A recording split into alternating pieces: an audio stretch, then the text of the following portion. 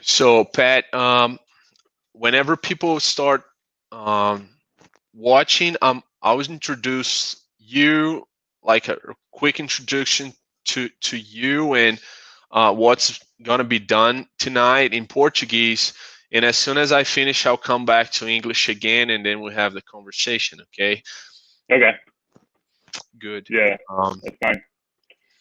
and So you're gonna have also, to translate everything I say too, huh? no, no. Many people here speak Portuguese, and if that's something that it's not common for the guys here to understand, so say that you say any football language or whatever that's not common for us, I can't just translate that and I'll kind of interrupt you for a while, for a minute, and then I'll Uh, translate and we jump back into you. How okay. does it sound good So to just you? so I just need to give you some time to translate when I All finish right, this man. answer. So Good deal. So we have 8 people watching right now. So I'll just introduce in Português and I'll get back to you, man. Boa noite, okay. pessoal. Todos bem aí? Sejam bem-vindos a mais um Xandão Ensina. A gente hoje está conversando com Pat Lawrence. Nosso tema hoje é falando de OL, né? Jogando de OL em alto nível. Então sejam bem-vindos. Desde já eu já abro o chat para vocês fazerem perguntas. Hoje vai ser uma noite que a gente vai falar bastante sobre como é a vida de um estudante-atleta nos Estados Unidos, né? Jogando divisão 1. E vamos falar também sobre a transição dele para a NFL, XFL e etc. Então, seria muito legal. Não importa se você é fã, se você é coach, se você é atleta, faça perguntas, porque esse é um momento difícil da gente encontrar no futebol nacional. Então, espero que vocês gostem. A entrevista vai ser em inglês. Se vocês tiverem alguma dúvida, vocês podem perguntar aqui no chat. Eu vou fazer o possível para traduzir para vocês. Tá? Então, qualquer coisa que vocês não entenderem, é só mandar uma mensagem aqui, eu vou ficar feliz de ajudá-los. Beleza? Pat, with all being said in Portuguese, man, we have some linemen from our team watching right now, and they're excited. They're Awesome. welcoming you, and it's just a pleasure. Like I said, thanks for your time and talking to us during those crazy times that we are in now. And man, welcome. I like you to introduce yourself, maybe your football background. If you want to tell us a little bit about yourself and the viewers, it's going to be great, man. Yeah. Well, thanks for having me on, Alex. Like you said, Patrick Lawrence. I played at Baylor for 4 years, and then had a stint with the Arizona Cardinals. And then last year, or this past season, I was with the Dallas Renegades in the off season for the NFL. So play offensive line, play offensive tackle, offensive guard,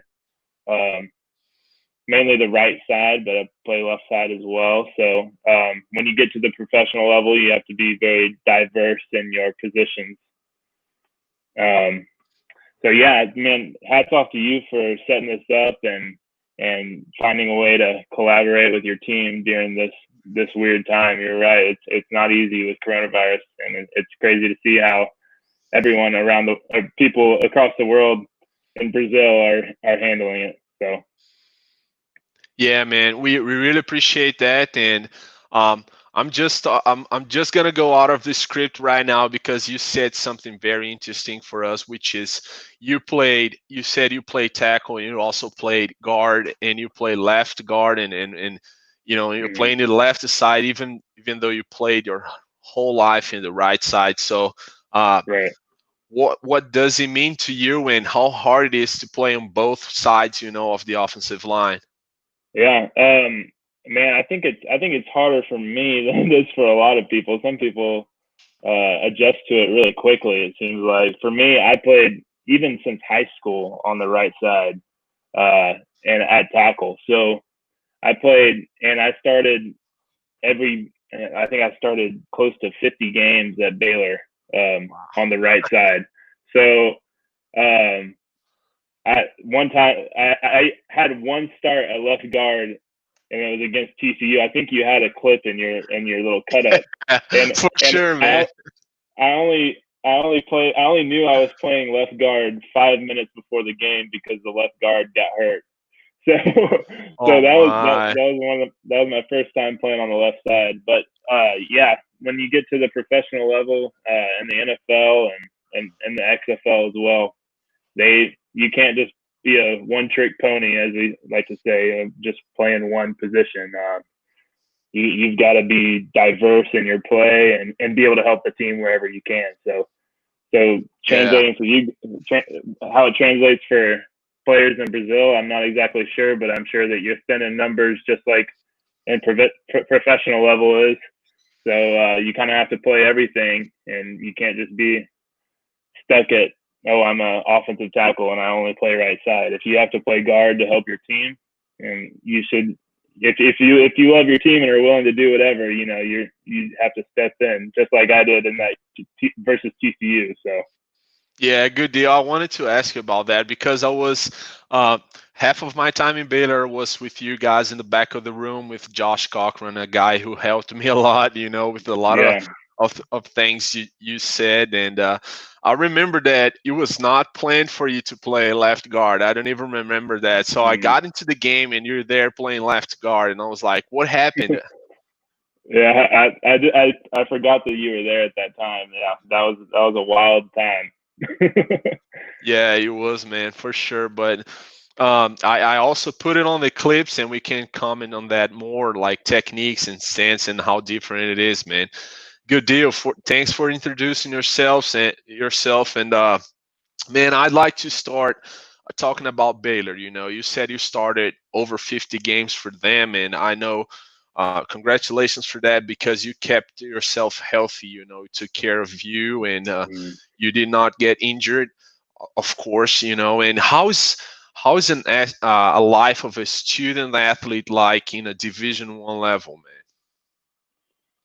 Regarding studies and playing ball and all this crazy schedule you guys had.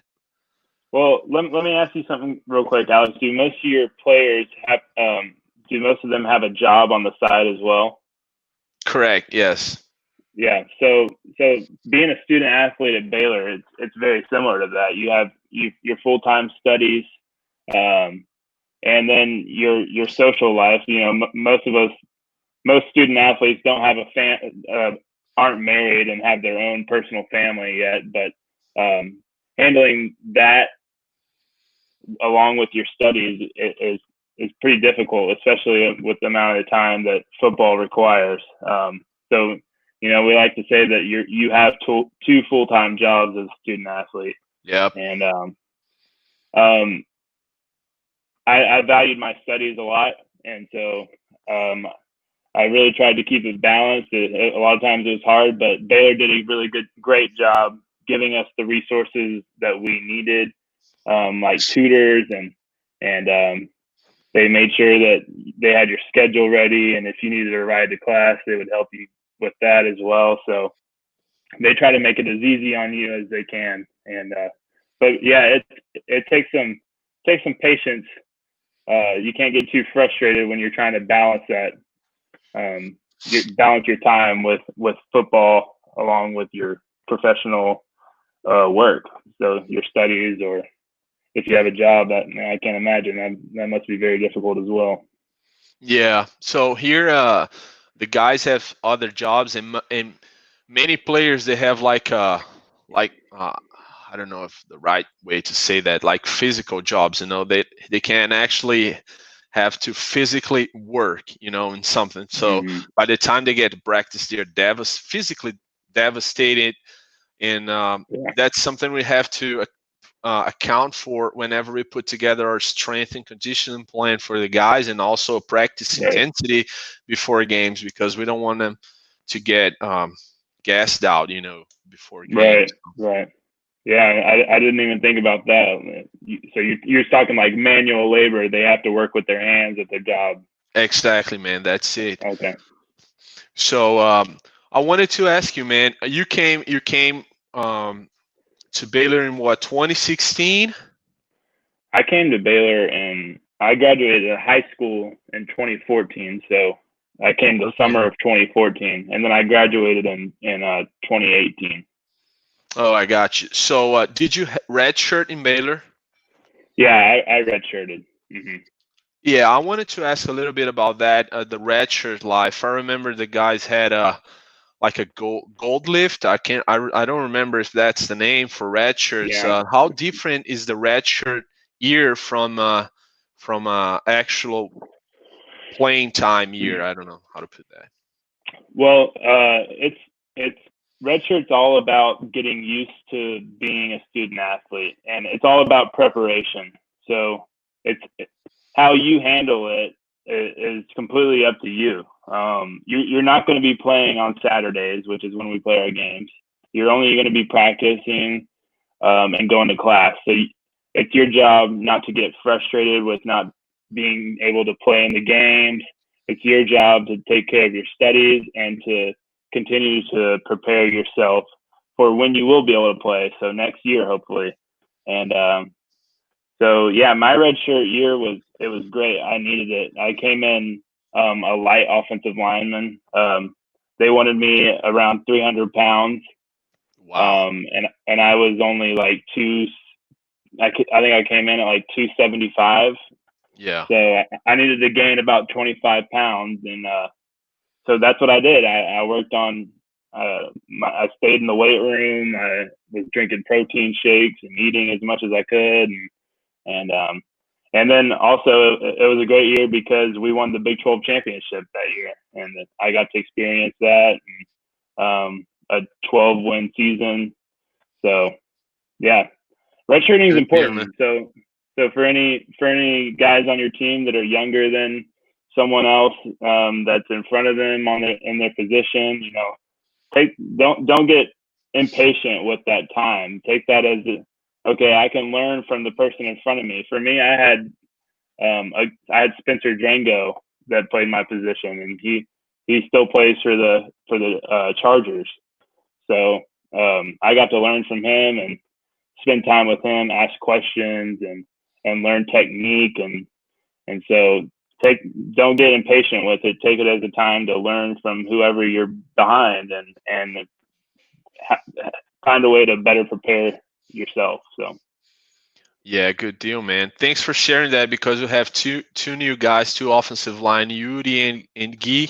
They're watching us now, and they're young kids, and I mean young in the program, and it's good for them to hear that they'll have their playing time and they have to get bigger, stronger, and better in the position. And I know even in these COVID times, they're still working, you know, so it's good. Mm-hmm. I remember you said Drango. I remember the 2015 game, the championship game where you guys were down on 3 quarterbacks and you ran the whole game. That was They ran the whole game. Yeah, that was crazy. So the guys are asking questions now. We're gonna talk about those questions in a minute. They asked the difference between the pro level and the college level and some technique stuff and which kind of pass rush is harder to block. We'll get into that soon, guys. So man, obviously I was there in 2017 year. It was a tough year for everyone, but in 2019, and I know you were not there anymore, but Baylor went from 1-11 to 12-2, I guess, or 10-2. I can't remember. Yeah. But it was in your year there, you guys finished what, 7-6, something like that? Yeah, we finished with 7-6 record, and we won the Texas Bowl. Yeah, Vanderbilt, right? Yeah, versus Vanderbilt. Mm-hmm. Yeah, good deal. So how different?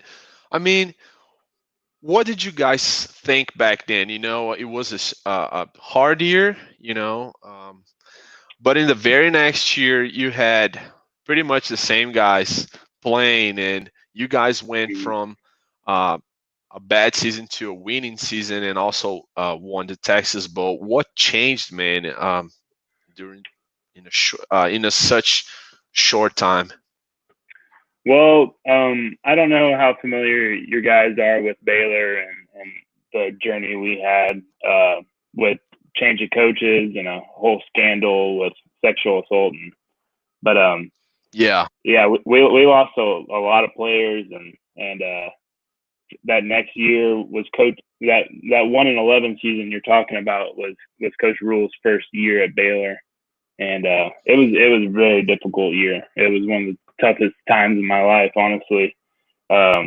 Just finding the will to keep showing up and working, and then it doesn't turn into success for you and your team, and you feel like you're playing well individually, but you just keep losing, and at the same time you're trying to be a leader. I was a junior that year, so I was trying to be a leader and trying to just develop the younger guys, because I knew that in the next year that they were gonna have to play, and they needed to help our team. So yeah, and Coach Rule talked about that all the time. He said, he predicted it fully. He said that whenever we were 1-11, that this, let those teams beat up on us right now, because they're not going to be doing it next year, and they're sure as hell not going to be doing it in 2 years. So that's what we did. We just continued to build and trust the process, like Coach Rule likes to say, and so that next year, really, it just changed culturally. People were working we started to work more as a team, less individual pointing fingers. We started to get behind the coaches more, and then this year with them, going to the Sugar Bowl, being one of the top teams in the country, I think it just goes to show that they trusted that process that Coach Rule would preach, and Coach Rule always liked to point a lot of credit to the seniors in the 1-11 year, and then my class as well, as building blocks for what they were able to accomplish, and so we take pride in that. Sure, man. The process is more important than the winning, right? Yeah, you're right. I remember I tried to stay, out of your way as much as I could, because I was a foreigner, and I didn't want to. I know everyone was frustrated. I was frustrated because not many people know that. But before I went to Baylor, I had a losing season, and we were, I guess, 0-6 in our national championship. And the year before, we were 1-6. So it was a tough deal on me, and it was good at the same time, because I could see how big programs and big people, put an effort to change, and it was I was very pleased to see how it all ended up, man, and congratulations for that. So I wanted to ask you, you guys went from a fast tempo Coach Bryles offense to a much of a pro look of the Coach Rule's offense, right? So I wanted to ask you, how different it was from you guys to change, and I'll contextualize for Brazilians. Baylor played a spread offense and taking shots down the field all the time, and like a 10 personnel, 20 personnel, and by the time that Coach Rule took over, they were in a heavy. They had heavy sets, as we're gonna see on tape. So my question for you, Patrick, is how different was the playbook, and kind of, when you add guys to the box, you have different responsibilities, and different stuff to do with. How different was it for you? Well, specifically for offensive linemen, the things that changed for you for going from a spread offense to a more pro style. The first thing you'll notice is the playbook goes from this to that. Yeah, that is true. You have to learn a lot more. There's a lot more calls. In a fast tempo spread offense, there's not that many calls. It's just, you get up to the line and they're going to run it, because the defense won't have time to change. And so that's what you're banking on tempo offense. But with a slower offense, the quarterback will read more, the offensive line will read more, and the coaches will also read more from the press box, and you're going to make adjustments. So yeah, also with what you said, you're gonna also, the second one you'll see is more people in the box, right? So as an offensive lineman with a spread offense, you're gonna have more receivers. You said 10 and 11 personnel. Well, with Coach Rule, we ran a lot more 11 and 12 personnel and less 10 personnel, and so that adds another defender into the box, one more person that you have to point to and identify. So yeah, it just adds to your rules, and it's important to really familiarize yourself with the playbook so you know what to call and paying attention in film and watching film, and so you're able to make adjustments in the game for whenever you see what those extra blockers do, because a lot of times now it leaves them the opportunity to disguise their defense with a spread tempo. They can't really disguise; they just have to run it and go. Yeah. But with a pro style, you can have a outside linebacker that looks like he's covering the receiver out there, but really he's blitzing.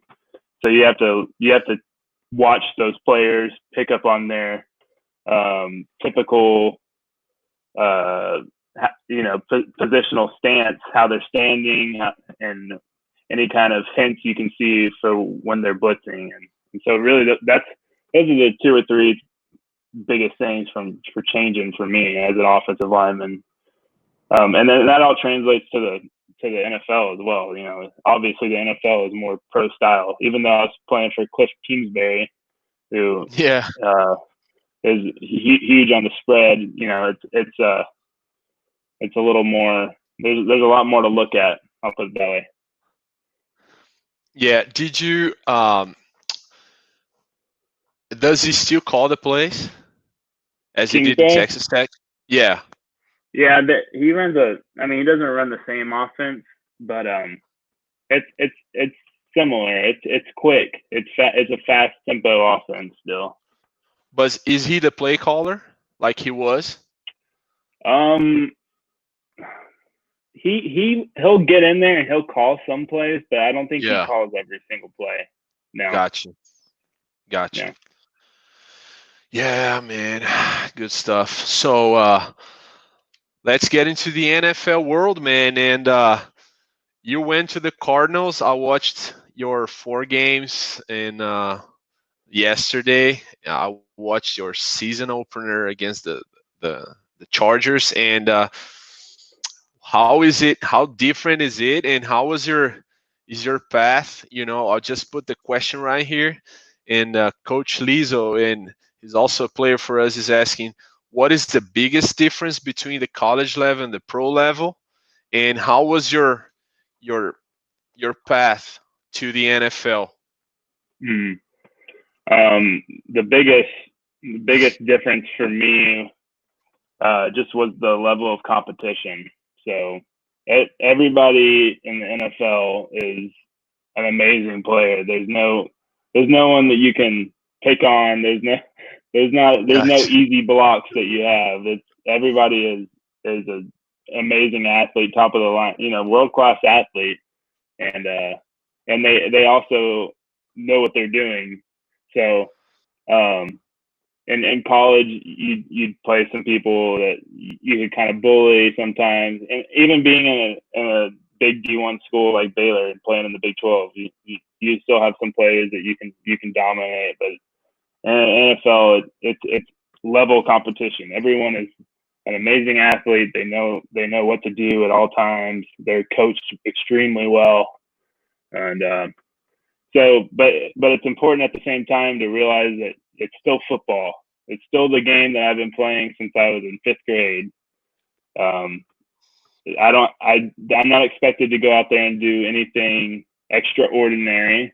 I'm expected to play football and be a tough offensive lineman. So that's the mindset that I had to have when I was there with the Cardinals. That this is the game that I've been playing my whole life.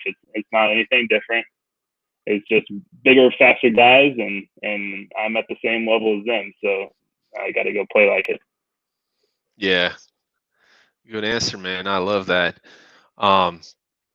how was your path to the NFL? Did you I know you went to did you go to the camps and how do they call it? The training camps and all that? How was it for you? How did it Yeah. work when you got there? Well, I had a little different path than most people would have. I think. Yeah, we talked about how lucky I was to be injury free, right, through Baylor. Mm. You know, and but actually my last game against Vanderbilt in the Texas Bowl, I ended up rupturing a disc in my back and I had to get back surgery. Oh wow, I didn't know that. So yeah, so while I was training for pro day, I was expecting to, hopefully get drafted, and I thought I had a good chance to get drafted and maybe go to the combine, and but I ended up having to get back surgery and I couldn't do any of that. I couldn't even compete in my pro day at Baylor. So that really made it to where I didn't know if I was even going to be able to play football again. And so I ended up getting the surgery, and it was successful, and I had to work really hard to get back into shape and back to where I could run and lift.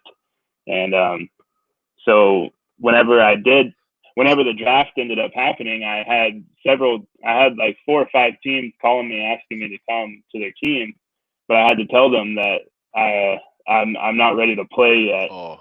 I had back surgery a couple months ago, and so that was really hard because if I couldn't go compete immediately, they didn't want me, and so I had to sit around and continue to work through my rehab, and eventually Arizona called me and wanted me to come out for a workout. They weren't willing to sign me immediately. They had to see how I was moving and stuff, and then I went out there and did the workout, and I guess I moved around good enough, and they signed me to play. And so that was kind of my path. So in saying that, I ended up getting to training camp late. So I ended up getting there at the beginning of August when they usually start up. Yeah. In early July. So I was there a month late, and I only had a week before the first game to prepare myself. So I remember my first practice there was actually a scrimmage against it was an inter squad scrimmage, so they called it the red and white game. So it's just the offense against the defense. And I see one of your guys is asking how is it to practice against Terrell Suggs and Chandler Jones.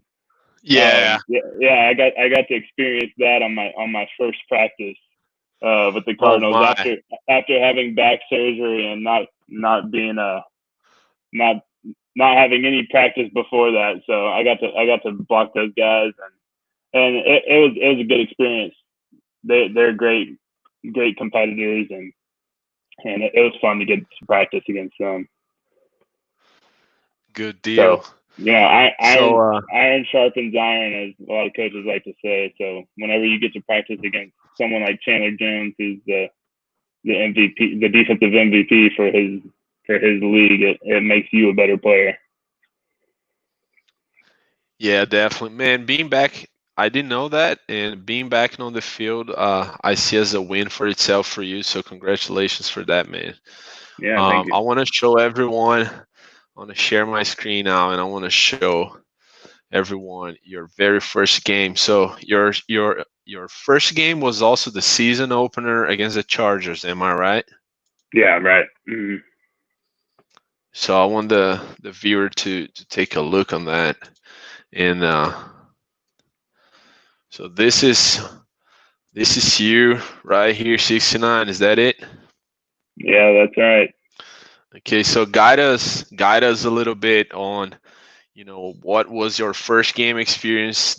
Were you nervous, or was just football for you? And also, maybe want to talk about this 3rd and 2 play. What was your thoughts on that? Well, back it up one more time. I'm gonna try and see what kind of scheme we're running right there.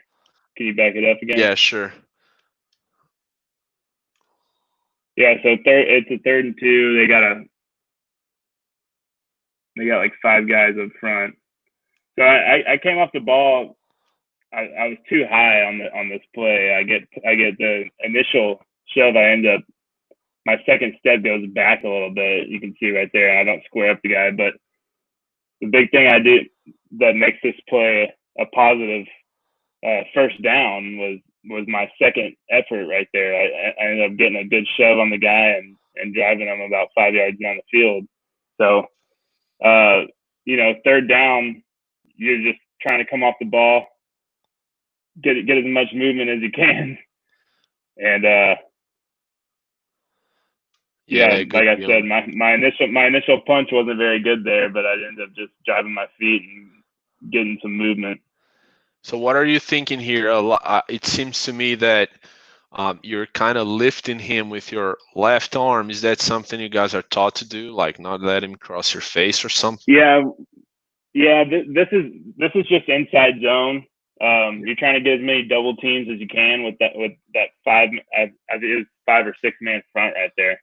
So you're trying to get as many double teams as you can. I was one of the blocks that was on my own on that one. We had a A backside and then a triple. So A would be with the center and backside guard, right?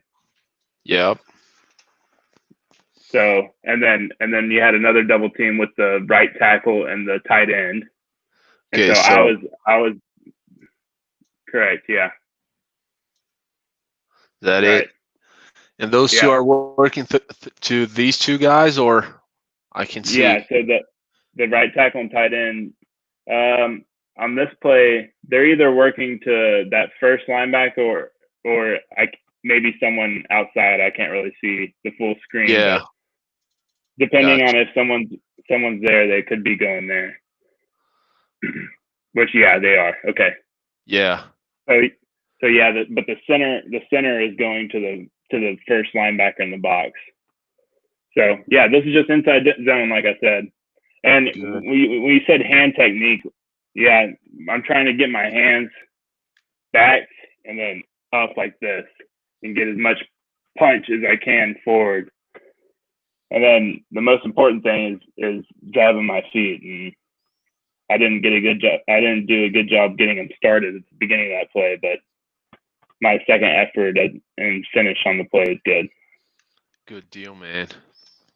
It's important to get both your hands up and in. You don't want to ever grab like that. That's when you get holding calls. Yeah. And good deal. So we have one question for you right here. He plays offensive lineman in Northeast, close to where we were. We were in Maceió. He plays for the Bulls, which is a team also close to where we are. And he is asking, which pass rush do you find harder to block? I think most offensive linemen would agree with me in saying that the bull rush is always the hardest pass rush to block. It's you're backing up, you're kick sliding, and someone is running full speed at you and trying to just do whatever they can, push you back, knock you to the side, whatever it is that happens. And then they get to react off of it. So most people will use a bull rush as a setup for a pass rush. So they're going to bull rush you first. They're going to see how you handle it, and then they're going to react. If you overset them a little bit, they can go inside. If you're just weak and end up falling back, then they can just long arm you and try and push you into the quarterback. And then if you take up too much of the inside, they can try and swat your hands down and get around the outside or take the edge. So, the bull rush is the toughest, but it's also the most common. So you know what you have to work on. You watch film and you see that someone's a bull rusher they like to bull rush all the time. So you prepare yourself for that in the game. And people have different techniques for stopping a bull rush. Like every team I've been to has a slightly different technique for stopping a bull rush. But the the biggest one is just nutting up and sitting in there. You know, there's not much you can do. There's little bitty differences, but it's really just you versus that man, and your will to not let him push you back. So, gotcha. Does it change? Were you coached differently when you're in the man side or the slide side? Yeah. Well, on the man side, you have to be more inside cautious, right? Because you don't have help coming from, as a tackle or a guard, you don't have help coming from inside of you. So when you're on the slide side, you can usually do slightly more of an overset, and if the defensive player goes inside, you should have help from your guard or your center. So, sure. So yeah, the common coaching tip for the man side is you want your outside foot to be in that person's crotch. That's good position. And if you're on the slide side, you can be a little more aggressive on it. So, and by aggressive, I mean slightly more. You can overset them a little bit more. Got you. For those who doesn't know, crotch is the middle of the body, right? The middle of the defender's body. So is that it? Nose down. Yeah, good deal. Pass rush or run block or pass protection? Oh yeah, I mean that's easy. It's always run block. Yeah, I figured. And good deal. So oh, go ahead. I was just gonna say you get to come off and hit somebody versus they get to come off and hit you. So a run block every day. Yeah. True stuff, man. So so you went to the Cardinals and you ended up in the Renegades. Yeah. How was this change for you? We were just talking about it. I know you're from the Texas area and you're now in the Texas area. So how was that for you? It was an interesting experience, really. It was a brand new league. The XFL was a brand new league. I don't know how popular it was in Brazil, but people weren't sure about it, really. It was at a good time though. Right after the Super Bowl, it started. So yeah, I got drafted by the Renegades and went to the camp with them and did really well and we played a few games and then coronavirus happened. So so that kind of ended the XFL. So but yeah, it was interesting. It was kind of like a kind of in between the NFL and in between college. So you have some older guys, you have some younger guys. And by older guys, I mean people that have been in the NFL for a long time and they're kind of like towards the end of their career. And you have younger guys like me who might have had something kind of strange happen, like an injury or they just didn't get a good shot with the team, maybe a coaching change or someone crazy in front of them. So yeah, it's a wide spectrum of players, but the competition was great. On TV, it got great TV ratings. People loved it. So it's a bummer that it ended the way it did because of coronavirus. But yeah, football needs another league. For me, I think something international would be awesome. Different countries playing different countries, but the XFL was what we had this year, so maybe one day. Yeah, man. I only started watching the XFL because of you, and you have a Baylor teammate right there. The punter. Yeah, Drew. Drew Galitz. I don't know how to say that. Yeah, great person, by the way. So I started watching it because of you, and I was amazed because play call is open, man, to the viewer, and the communication between the quarterback and the offensive line, the running back, and you hear sometimes like the quarterback telling the running back, "Hey, swing route," and changing the calls and the audibles, man, the box communication, like the booth communication, man, that really amazed me. And this is something that I was looking for as a viewer and as a coach. How does it work among the players, at the field? So for those who never watched the XFL, man, that is fun to watch. Yeah. And that was one of their biggest selling points, was trying to get more accessibility to the viewer, right? So allowing them to see what the coaches are saying, allowing them to hear the calls, and they even had a Pat McAfee, one of the reporters. He was always on the field, standing there. So this is something I did not like. I don't know your opinion, but how was it to have someone asking questions every drive that after every series? Yeah, it was kind of weird, It is, right? You could have someone fumble the ball and they're like, "Hey, what happened?" Yeah. You have to sit there and answer on TV in front of the whole country and world, I guess. Yeah, I watched the game against the LA something, I can't remember, and your quarterback was intercepted, so he was out of the field, and the guys, "Hey, what happened?" And he was like, "I got to play better. I got to make throws." And I was like, yeah. Stop asking dumb questions anyway. So and then the New York quarterback was just like, "We just need better play calling," and then they cut him. So your coach is gonna watch that. Your coach is gonna watch that after the game, man. So we have a few questions for you. Before we jump into technique stuff, what's the single biggest quality for an offensive lineman? So, I see this question. It says biggest for an O-line and an offensive lineman, and for an offensive line altogether is really just unity and being able to play together. So just being able to communicate, offensive linemen as a group should go everywhere together. You're the group. You're who people look at when they come into the locker room, and they're like, "There's the big guys," and all five of them are together. So, Alex, I'm sure you saw that at Baylor. The offensive line, we were always together. We always ate together. We always walked around the locker room, and our lockers were by each other.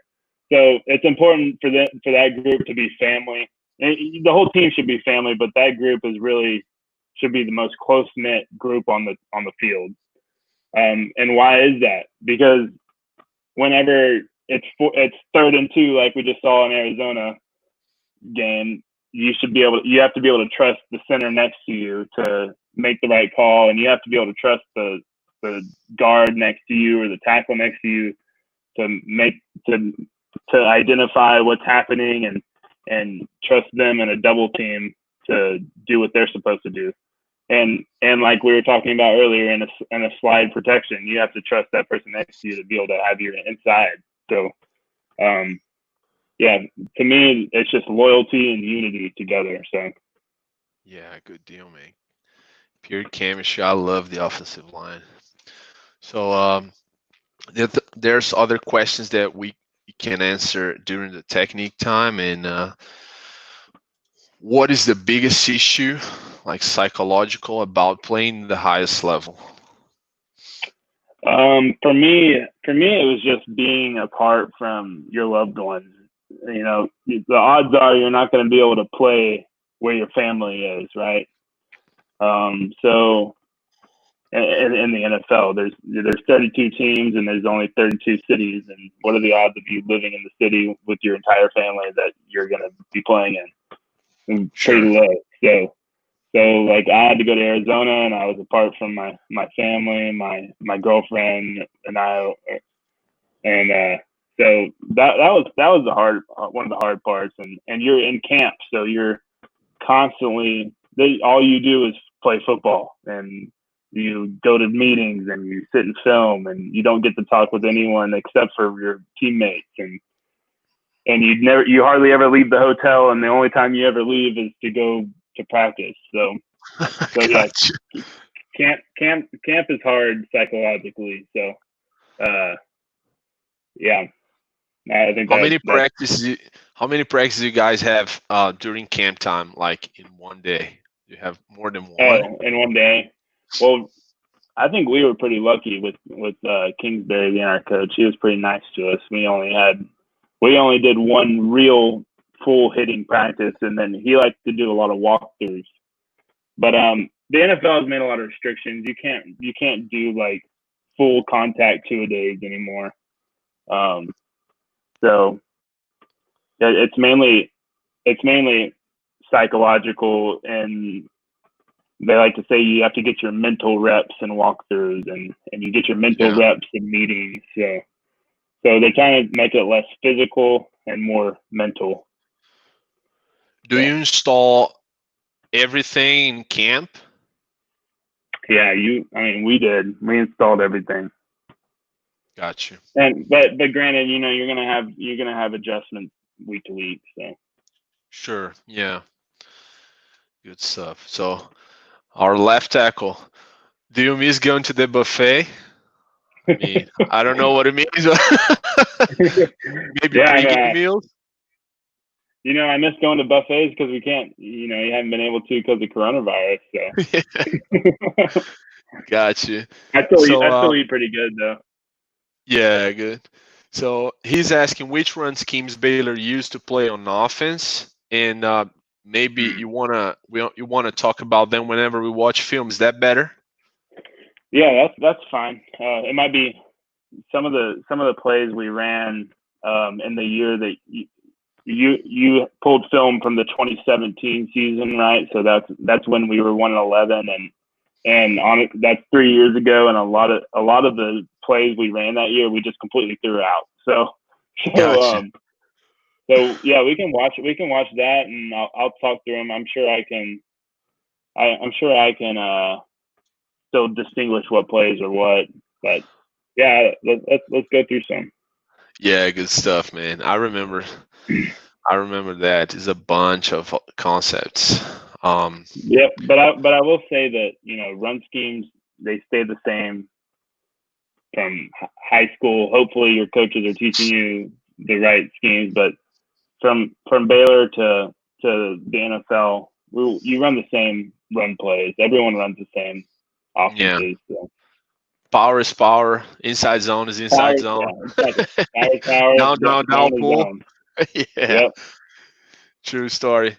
Yeah, man, it was such fun for me when I was there because I stayed there for 3.5 years, and more than half I was with you guys. And man, Josh was talking to me about different schemes and all that stuff and different techniques you guys used to use, and it was such a fun deal, man. The way we call our plays here is different than you guys used to call. Like, I remember the gap schemes were, the gaps family were like 51 and 52, right? 53 and 54.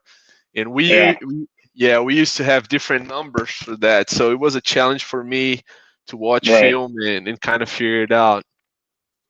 Yeah, and that's one of the frustrating things from going team to team is you're running the same plays a lot of the time, but people are just calling it something completely different. You have to shift your mind to power is called this now for this team, and then it's also frustrating because teams use common terms, and you have to, and sometimes those common terms don't mean the same thing from team to team. So it could you could have one that's called one power was zone on your last team, so you have to.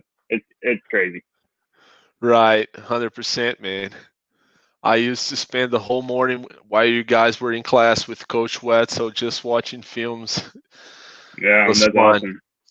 So for the viewers, what we're going to do now is have some technique talk. I put together some clips, and we want to watch those clips, and Patrick is kind of breaking down what is he seeing. I'll ask you some questions, and if you guys have any questions, please let me know. Okay, so Patrick, I thought of playing like wide angle ones, and then going to the to the end zone. Okay.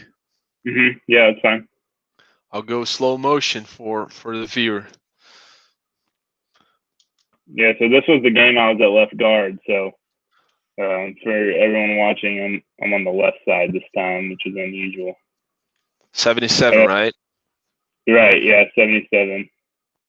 So this was kind of TCU was running this 3-man front where they dropped people and brought safeties and linebackers, and that was kind of hard for not practicing left guard at all. So I'm having to watch all these people go into different gaps and then find the one I have to block. But worked out all right. We picked him up. But that's we were on the slide side right here. Yeah.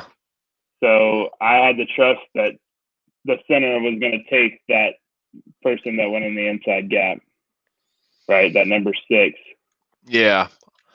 I can see that your head is looking at the B gap because you see number 6 coming, right? And then he crosses your face, and you're kind of looking at the B gap. Is that right? Yeah, I have the B gap here. Good deal. So this is Texas Tech. Yeah, this is Texas Tech. I should be a right tackle this time. Looks like I'm pulling. So yeah, this is an RPO, run pass option. They kind of loaded the Texas Tech ran an odd front. They like to slide that number 31. They like to slide him down in the box a lot to try and stop the run. And basically, the quarterback is looking at that. If he's in the box, then we're gonna just throw the ball. If not, well, this one looks like it's a pass actually, because he's putting the running back out into motion. But we're running. The offensive line is still running a run play. It might have been play action for all I know, but with double pullers, that means it's counter. And really, I don't have to do much this play since the ball's thrown. But yeah, it's really just trying to get the ball into space right here. And I guess they saw something they liked over there on the sideline, threw it over there. So what's the scheme here? Like he's blocking down. Yeah, down. It's counter. It's counter. It's counter GT is what we would call it. So yeah. The GT means the guard and the tackle are pulling. It's everyone's blocking back from the center, the guard, the left guard, the left tackle, the tight end. Let's see if I can remember exactly what's going on here. Oh yeah, okay. So they're basically just sliding to that number 40. The tackle and the tight end are working together to get to there. Gotcha. And then, kind of a combo that way. Yeah. So we would call that like a tray block. And then the right guard should be pulling around and kicking, which means straight line, kick out the linebacker on the outside, and I would be wrapping. Gotcha. To number 1? Yeah, I would be wrapping to number 1. Exactly. Yeah, gotcha. Yeah, that's good stuff, man. We made a living last year out of counter GT in our team. I love it. Yeah, great play. So as I was watching all those games again, it kind of looked to me that you ran a lot of counter GT against Texas Tech. Is this something that you particularly like against the 34? The odd front. Do you remember that? Man, I don't really remember exactly, but I think we just ran it a couple times and we had good success with it, so we just continued to do it. Gotcha. So what is we see a different box here, right? We had 2 backers here, and it was like this is 4. And how do you describe that? Light box. So they ran a kind of weird defense. Like I said, they had 2 big guys really, and then they had one defensive lineman that was it's the guy on the left here over the tackle, the defensive end over the left tackle. He was he played kind of linebacker / defensive line. Okay. But then the guy over the linebacker on the right side over the tight end, Yeah, so he's a big linebacker. You know, he's really Okay. like a DN. So he would slide up and he's really like another defensive end. So it kind of turns it into an even front. And so on this play, I'm working with the tight end. It's counter GT again. And yeah, we blocked this one up pretty good. Yep. Are you See, so this is yeah, a light we're not. box, like you said. You're working to the safety or first threat. Remember? Yeah, I guess it would be either one. Really, you would point to the linebacker, but the tight end, if that safety came first, the tight end would be expected to block him. Got So, you. Good deal. yeah. So, what is the hardest thing? I have two questions for you. Do you call it? Do you just call it like a 3 down? How do you identify this front? Was it like a bear to you? Did you count those guys in the box or not? Yeah, so a lot of times when we were running a pass play against this team, we would just treat it like a bear front, which Okay. the call for us would be 5-0 because our 5 offensive linemen are going to be blocking the 5 most dangerous front 5 of them. So those 3 and then the 2 on the outside. So Gotcha. and then the running back will worry about the middle guy, the middle linebacker. So the number Gotcha. 40, whatever that is. Yeah, I see one of your guys is saying if number 31 gets out of the box, probably a run play. Yeah, so you're always going to try and run to, if you can, run to a light box. That's what you're going to try and do. They were running a light box a lot of the game, so that's why we were running counter GT at it. Good. So the next question would be, I know you have a tight end like in a trade block here, trade combo here, but if you were by yourself, what is the hardest thing or biggest coaching point when you block down a 4-eye? Yeah, that's one of the hardest blocks in football for an offensive lineman is blocking a 4-eye. For the 2 main coaching tips, I would say is just getting your first 2 steps into the ground and not overstepping. They need to be short and quick. So it's 1-2. So with my left foot and right foot, you see how my right foot isn't a big step right there? Yeah. It's just really my first step's bigger than my second one. So my second step is into the ground fast because if he slants over the top, I have to take him. But if he pinches inside into the B gap, I have to be able to take him as well. Really, my head should be more on, for me, his left side number. I should get it a little bit more across the body right here. Yeah, that should be my aiming point because I'm on a double team. This block's a little easier because I have the tight end with me. If I was completely by myself, it's tough. Gotcha. Because you still have to get your head there, but I like to swing. This is the only time that I don't have my hands right here. On blocks like this, I have my inside hand right here, and I slide my outside hand kind of on the pad because if they go outside, you have to be able to turn them inside. Yeah, good deal, man. Yeah, and you have to be just aggressive on this as well. It's you versus him, and he has a better, usually as offensive linemen, we like to have a better angle on someone. You don't have the better angle. He has the better angle on you. So, yeah, 4 eyes is just tough, man. We play the 30 front here, and we pretty much beat everyone because of the 4 eyes. It's so hard to block. Yep, they are. Especially if you have a big guy there that's hard to move. Yeah. Mm-hmm. So next play. Okay, it's the same. I'll just forward this one because it's the same. So now you're playing OSU, right? Yeah, Oklahoma State. Yeah, much heavier personnel. Yeah, they have a lot of big guys on their defense. Yeah. So here we can see like it looks like a 22 personnel. Yeah, heavy package, and they're running a 4-3. They have a 4-3 box right here. Yeah. This is go ahead and play through it trying to see what play this is. Yeah, so this is just power. This is a heavy package of power. So I'm on the front side of the block. We don't really have a very good double team right here. But we get the job done because the tight end does well, blocking number 94 right there. So really, sorry, messed up. No, you're good. So really, the right guard and I are on a double team to number 3 there, and then the tight end, the 2 tight ends, really the tight end and the wing, are working on what we call a quad block to number 45, and then the puller.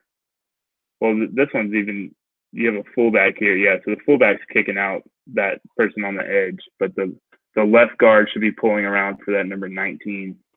Oh, gotcha.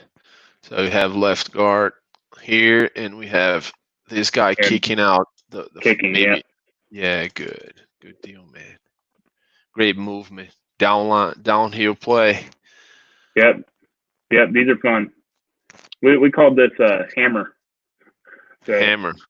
Yeah, so that's how you know it's downhill. It's full speed. Okay, and walk me through the technique by the left tackle. How do you call this play? How do you call this technique? The left tackle. So since the guard is pulling, he has to do what we call a hinge block.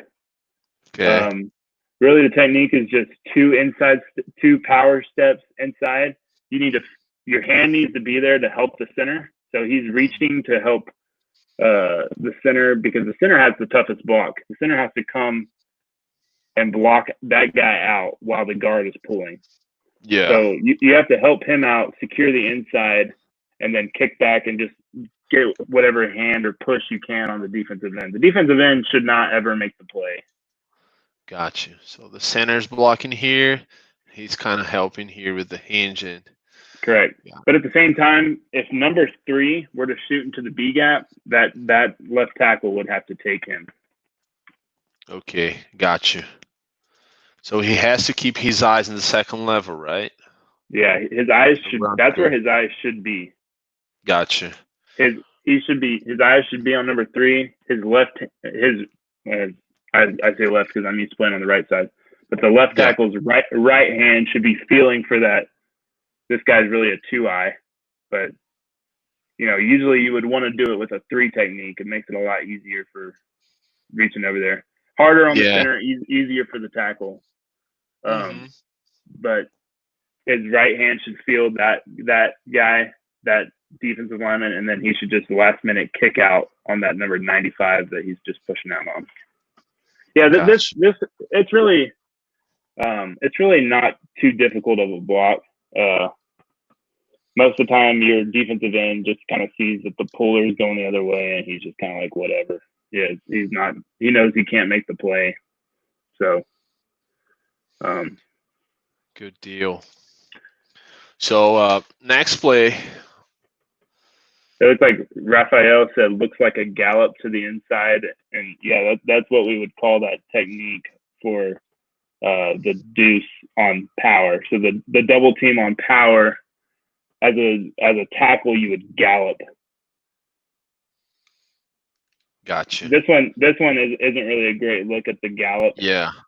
But probably this one is. I guess this one you're galloping. No.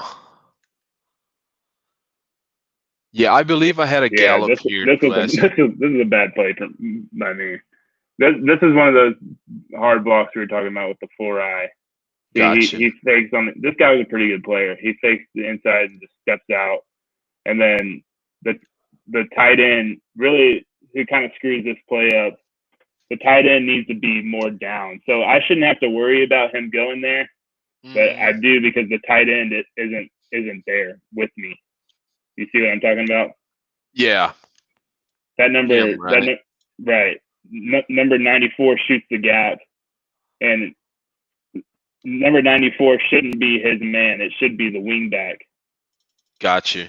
Yeah, I see that the front changed as well, right? Now you're facing kind of 4-eye here, So now the guard Yeah. is not working with you anymore. He's down blocking, right? Because the center has to take these guys there, right?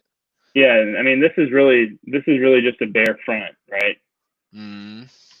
So even though number 3 is down on the ball, when he's down, you might as well just call it a bare front. You got 5 guys on the offensive line. I mean, 5 guys on the defensive line that are up front. And an easy one to tell that it's bare, the 2 guards are uncovered. There's no one over the guard, but the center and the 2 tackles are covered. So that makes it a bare front. Gotcha. Yeah. So the tight end needs to be down. That way I don't have to worry about the guy being on my outside shoulder. I should just be able to post up, and then we should be able to work to that number. Let's see, where would we be going here? Number 46 or 45, I think. We could be going to number 7. I don't know. It depends on what we were coaching up that week. Gotcha. I don't remember. If number 7 is just a defensive back, we probably wouldn't go to him. Oh, that's interesting. Yeah, any kind of I don't know the word in English, illustrates, I don't know if I can say that, what you said before about your aiming point, right? You're crossing your head to this guy because you expect help in the backside. Is that it? Yeah, he's leaving way too much space there. So my head is where it should be. Yeah, he should be somewhere around here. Yeah, he needs to be more down. That way it's a double team. I mean, there's 2 guys in the same gap. Really, number 91 isn't this block. I mean, this defense isn't sound. You have 2 guys going into the same gap. But if the tight end is down, it makes the play work. Really, sure. we should have a gigantic hole in the B gap right here. No one's in the B gap. So next play, we see a motion. And now you're pulling, man, and that got me curious. And what I wanted to ask here, is that a different call, or did you have like different tags on who's the puller against the covered guy or not? Let's see. Can you go to the other angle? Yeah, sure.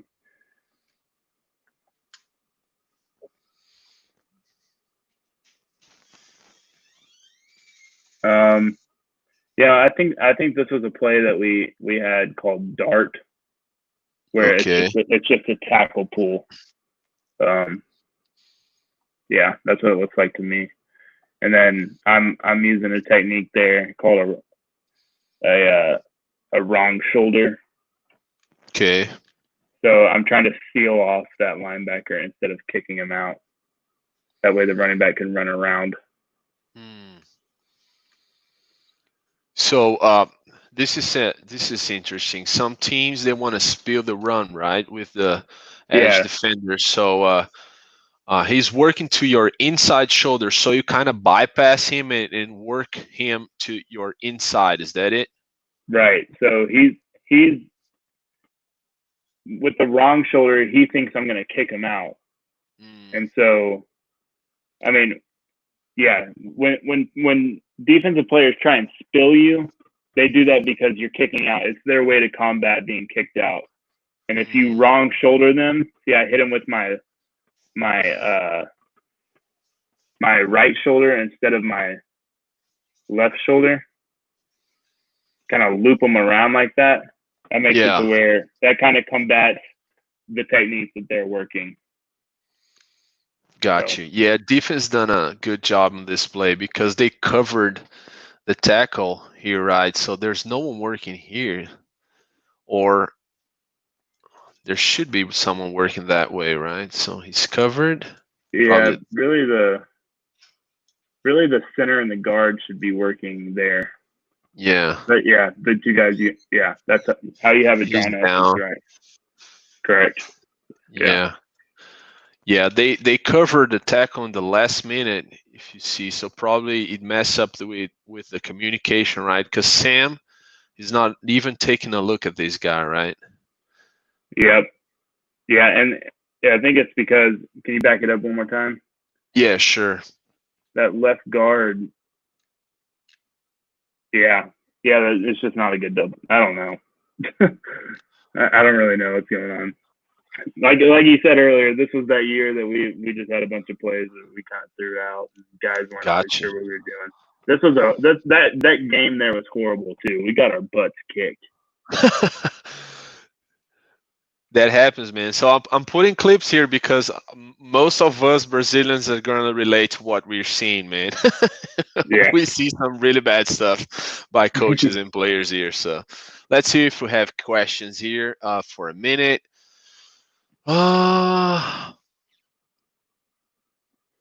Yeah, so one of your guys is asking why seal instead of kick them out.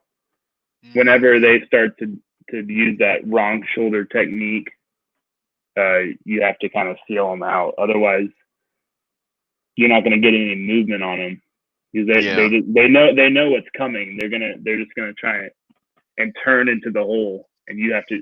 So that way, it changes the play to where you're sealing them and wrapping your arm around them and kind of pushing them back into the inside instead of making the hole between you and your inside hip. You're making it you and your outside shoulder. So if that makes sense. It does make sense, man. So but the running back has to read it. He has to be able to see, okay, he's not kicking it out, he's sealing it. So I need to go outside instead of inside. Good deal. Yeah, so Rafão said looks like a gallop to the inside. We talked about this. Was too high, left guard was too high. Okay, so Pedro, I'll do my best translating for you guys, okay? So next play. Now you're playing OU? Yeah, this is OU. Okay, so what got me curious on this particular play right here is I'll come back to the wide angle. And you're going to your right, to the right side of the offense, right? And you can see that as soon as the guy motions, his defender kind of creeps to the box, right? And you take him and walk us through your communication here as I go to the end zone angle. What are you talking to the guard? What happens here? So let's just pause it right there. Let's just say number 31 stays where he is. The right guard and I would be working to that linebacker right there, right? Gotcha. But since he's there, since he is where he is, and I know that there's motion with the receiver there, I have to be heads up and aware that he's probably going to fire off the edge. So we take the point, the point, the mic, whatever you want to call it, and we push it outside. So our call for this was push. And I would be telling the guard, push 31, which means he knows that he's now going out on the defensive end, and we're double teaming. Well, we say double teaming. Really, I'm just firing off the 31 most of the time. Okay. So that's interesting. How did you know? Were you told that you had motion, or are you just like in peripheral seeing that? I would usually know. I should know. As an offensive lineman, you need to know when the motion is coming.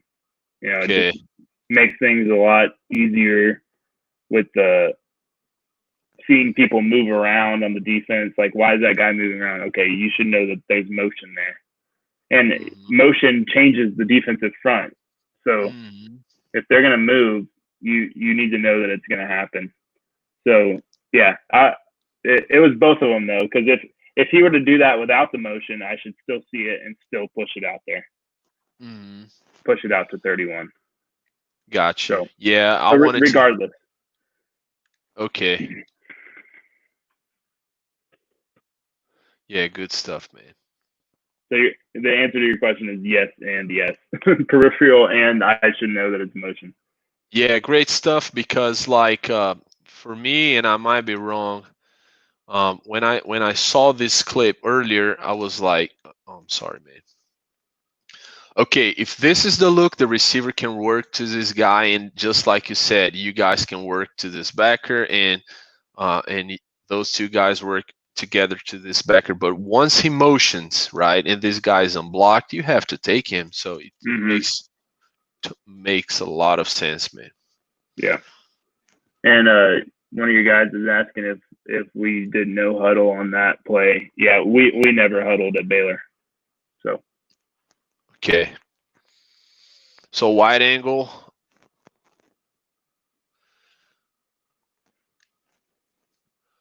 Okay, so this play right here, I want to talk to you about your set, right? So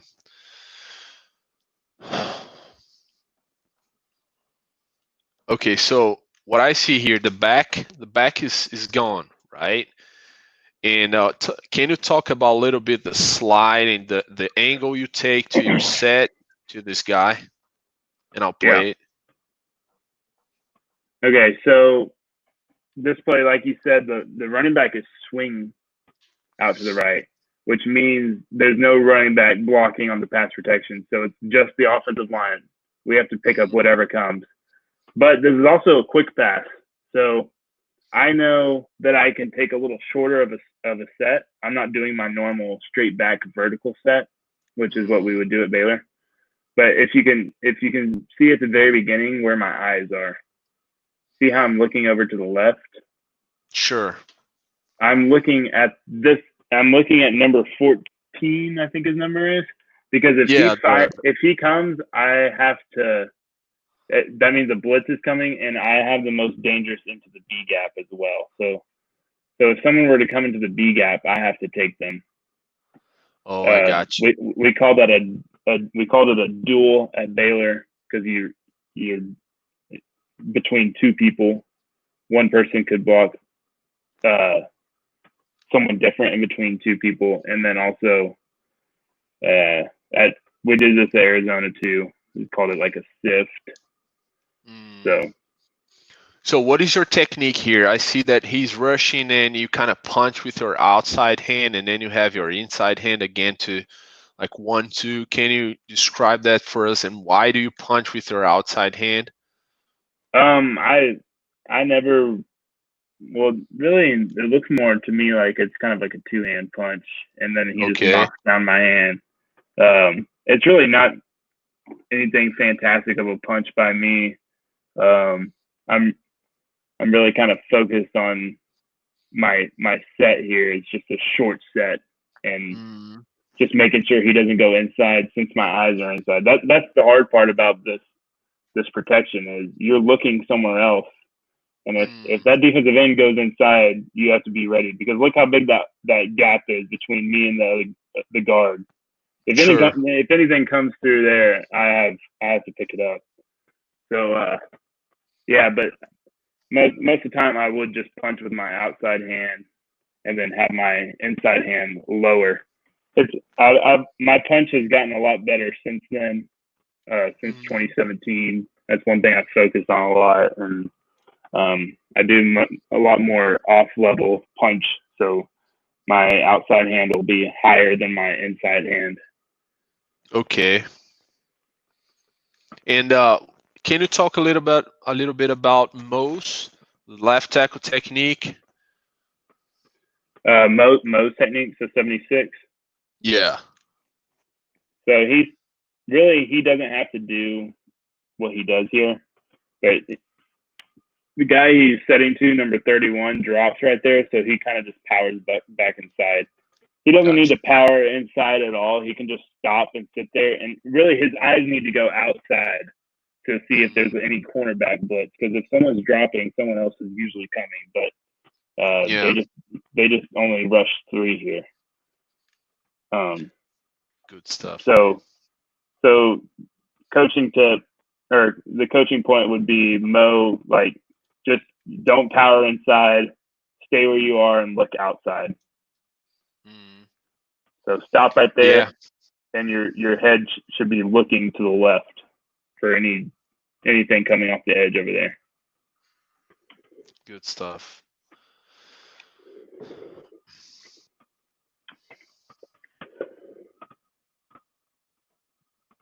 Okay, I want to talk about your aiming point here, and I'll I'll play and I'll pause it later. So what is this play and what is your technique, your aiming point here? So this is outside zone.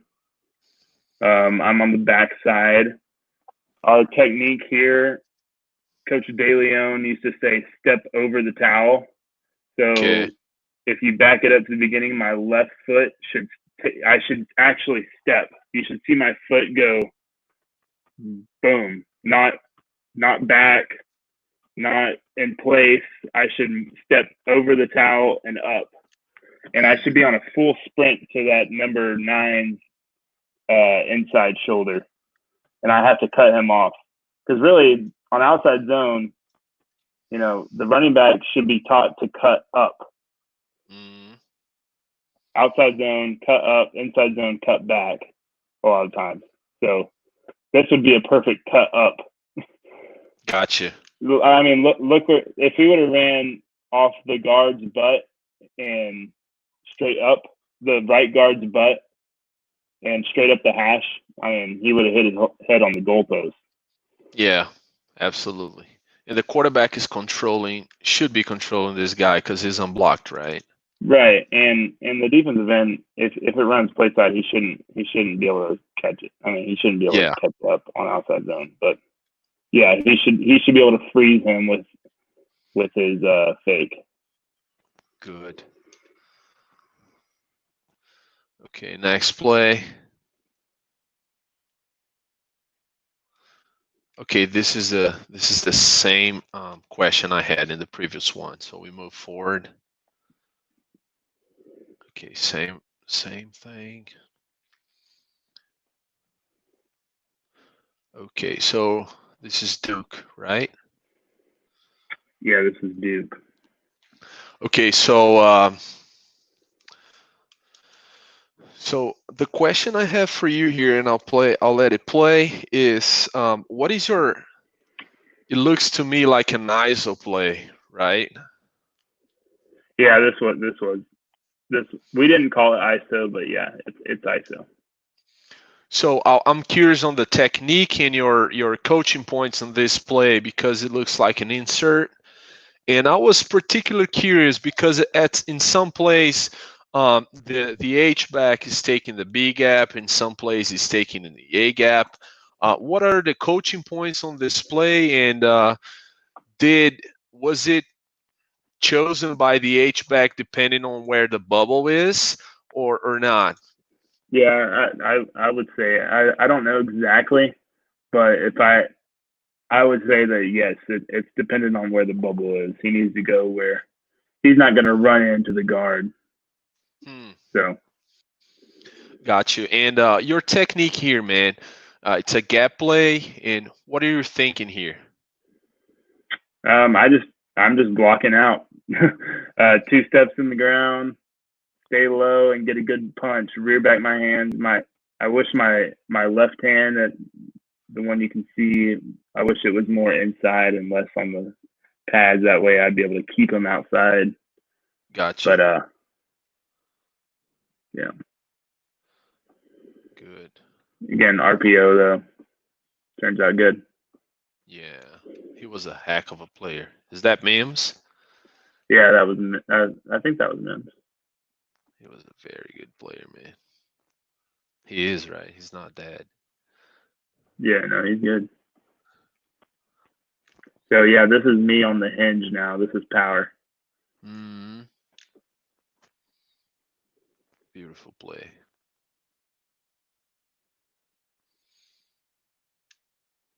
Remember I wanted to ask. Remember how I said earlier that the defensive end usually doesn't try and run you over or doesn't really care once he sees the power? This guy cared. He tried to run me over. Yeah. He looks lighter than you. Is that a DN? Like a true DN? Yeah, he was a pretty good DN. He had a good pass rush, I remember. Good. Okay, next play.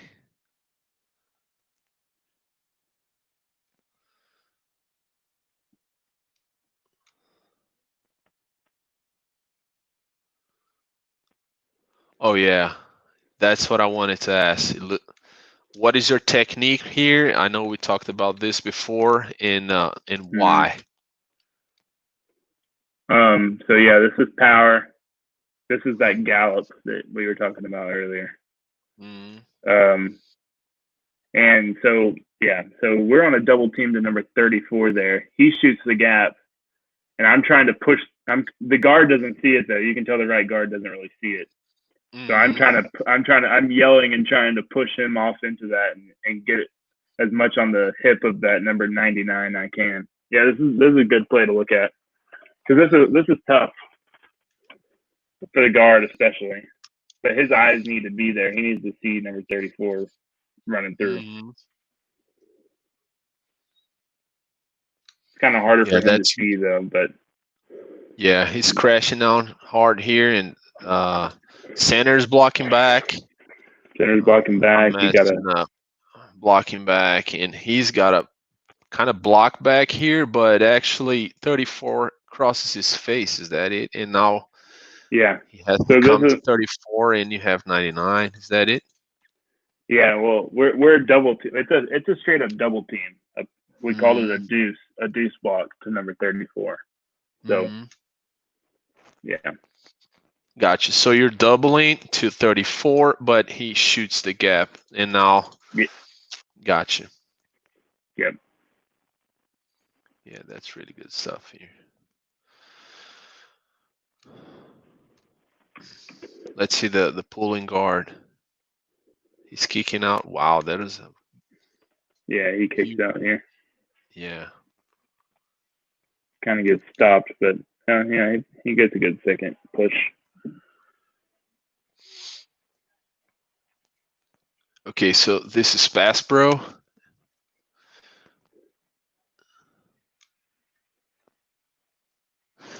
Okay, so this is a game, right? Yeah, this is a game. They did some crazy twists at Duke. I forget what we used to call them, but yeah, they did some 3-man, 4-man twists where you had to bump a lot of people. So this is a really good job by the right guard here. See how he identifies that nose is looping, and he doesn't try and go after him, but just passes him off to me. I take him, and he takes the defensive end. It's a really good job. So this is a question that I have for you. Do you guys? I know you rap it out a lot, and you build chemistry, but do you have any like vocal? Oh yeah, you should be right here. You should be screaming off, twist. Gotcha. It's different for lots of people, but I don't care what you yell. Most coaches don't yell. I mean, don't care what you're yelling. You can yell shit, you know. Yeah, I gotcha. And they're like, okay, that's great. Good stuff.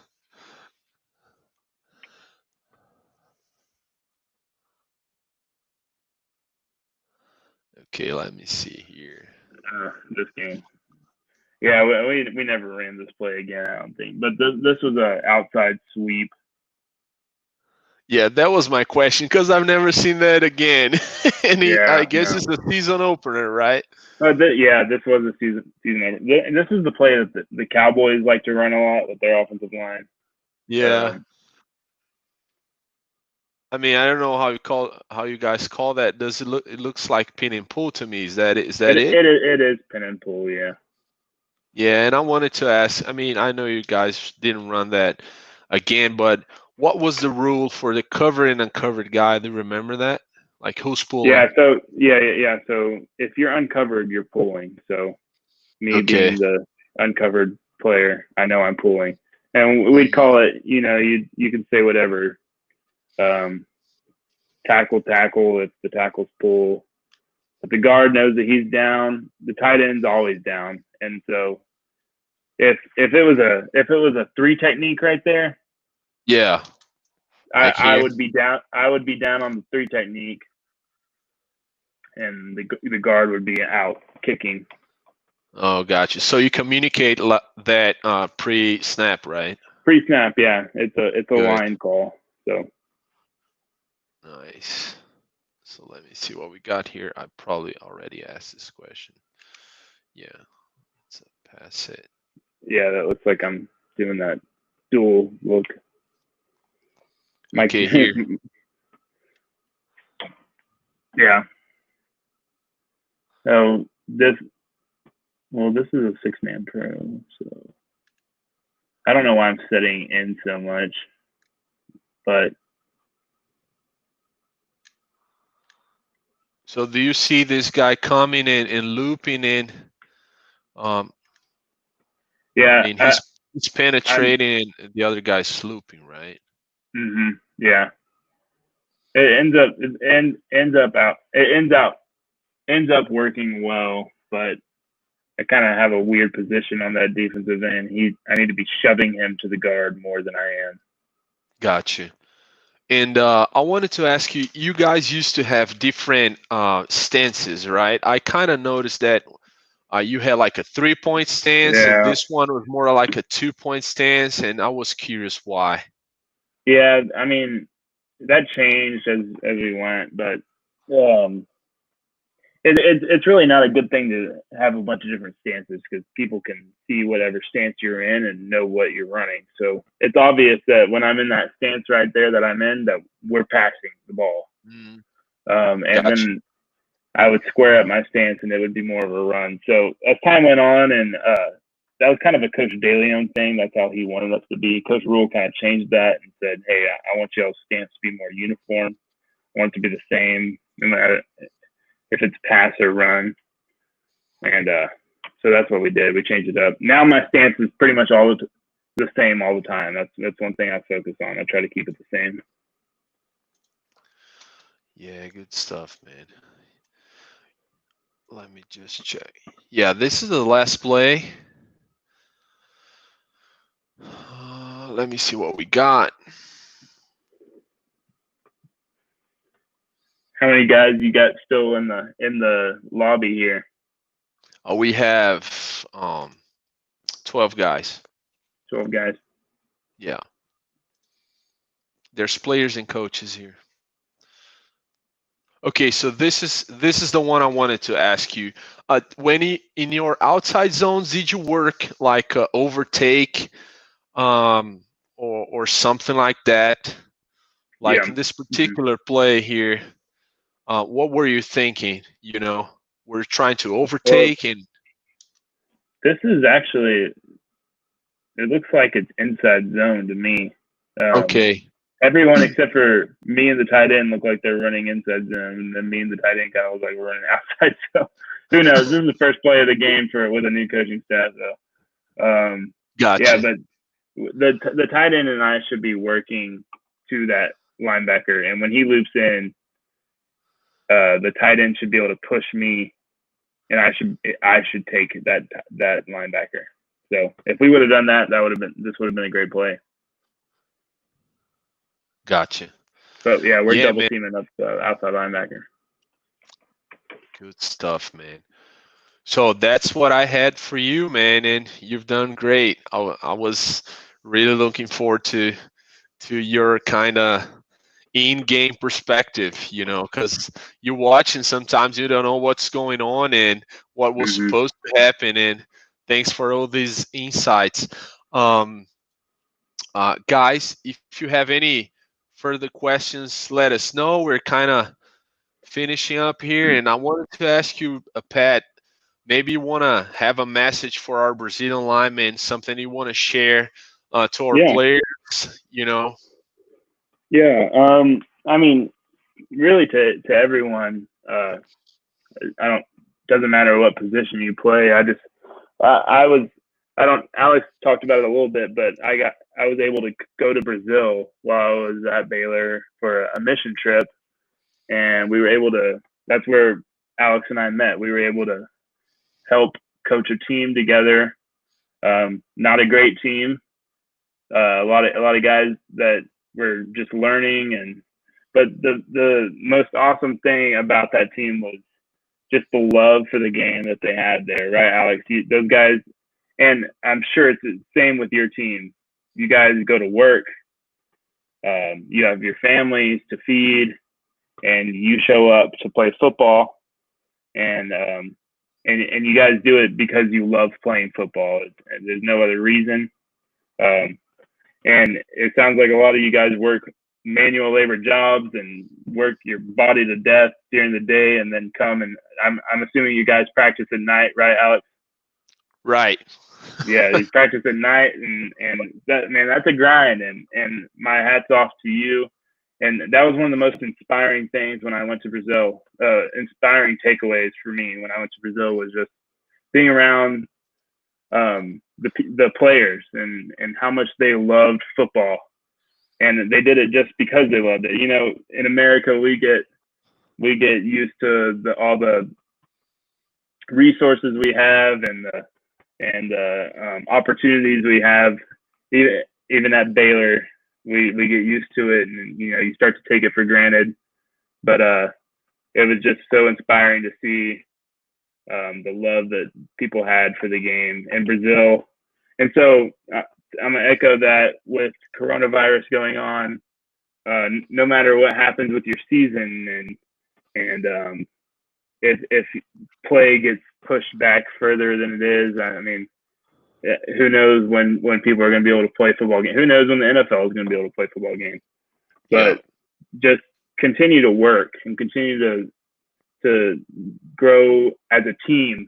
Continue to do things like this and talk and check in on each other, because you're a family when you're a team, especially like I said with the offensive line. You guys have to be the closest group on the team, and so stay in touch with those guys.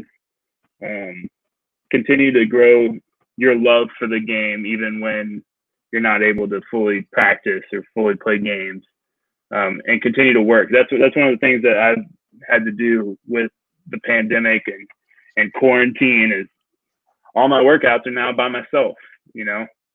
So one guy just asked what offensive line training can you do at home? I mean, it's hard to find drills just to do completely by yourself.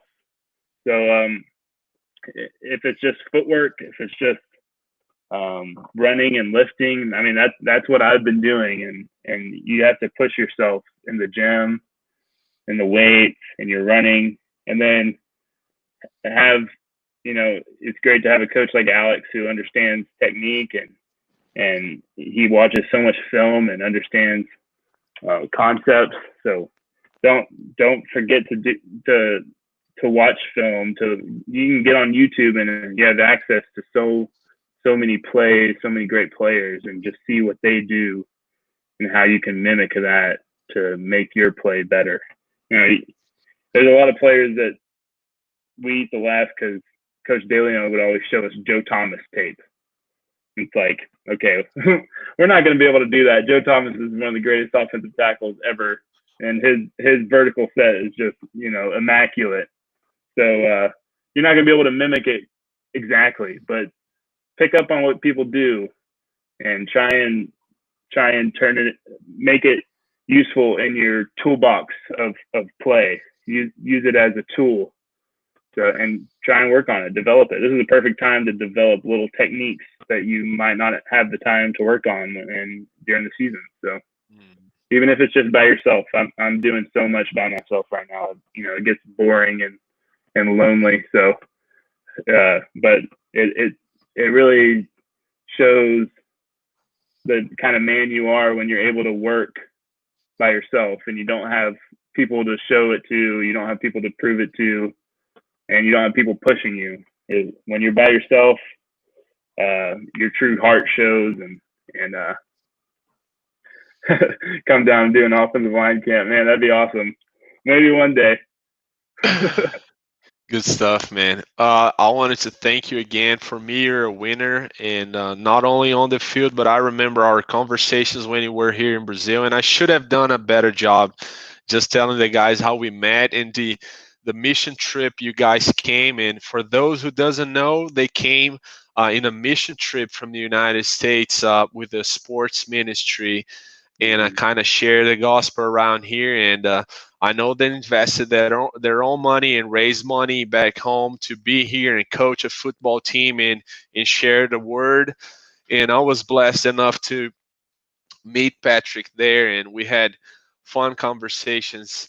And it was all for the game, man. I could tell from the moment you got here, it was all because of the love of the game, and you were coaching guys hard. And I remember we were at the field. I can't remember the name, but a big stadium, and there was a bunch of kids around playing, and man, I felt like we had a great time together. So honestly, you were one of the only guys that I had enough courage to invite to come here, because you're such a great dude, and you always were very open to me and talk to me. So thanks for sharing all that with us. I hope the guys are inspired and kind of, work hard at the same way you do, man. That shows character. Yeah, well, and if you guys have any other questions that come up during the season, you follow me on Instagram. You can message me on that, and I'll try and answer it to the best of my ability. You guys can always work through Alex and get me some questions, or I'd love to see, Alex, if you have any film that you have questions about technique specifically. I know you're great playbook wise, but if there's any technique that you have any questions on, feel free to ask. Would you mind, you remind me that the reason I went down to Brazil and was just to spread the gospel and work through sport. Would you mind, I don't know how many Christian guys you have on your team, but if we just close in a prayer for you guys and coronavirus and how it's affecting people in Brazil? Absolutely, man. I appreciate that. Yeah. Okay, great. Lord, I just thank you for this opportunity to talk about football from continents away. Thank you for the resource of the internet that we're able to do this. And it's amazing the love that people in Brazil have for football, that the love that we all share for the game, and bringing them here with us together. Lord, I thank you for Alex and the passion he has for the game, and the talent and knowledge that he has for it as well. I pray that you continue to allow him to bless people in Brazil with that knowledge and talent, and to spread his love for football throughout the country and continue to grow the sport there. And Lord, I pray that you be with everyone on the team with the Weilers, that during coronavirus that they're able to stay healthy and to continue to live following you, and use it as a time to grow closer to you and to grow as individuals, as athletes, as fathers, as brothers and sons, that they can continue to grow in their life in that way. And Jesus, I just thank you for, like I said, this time that we can all spend together. And I pray for a future with us, that we can continue to grow in this way, and have future conversation with Alex and the Weilers one day. Amen. Amen. Thank you, sir. Thank you very much. Thanks for everyone who's watching. Love you guys, and we'll see you soon. Okay. All right.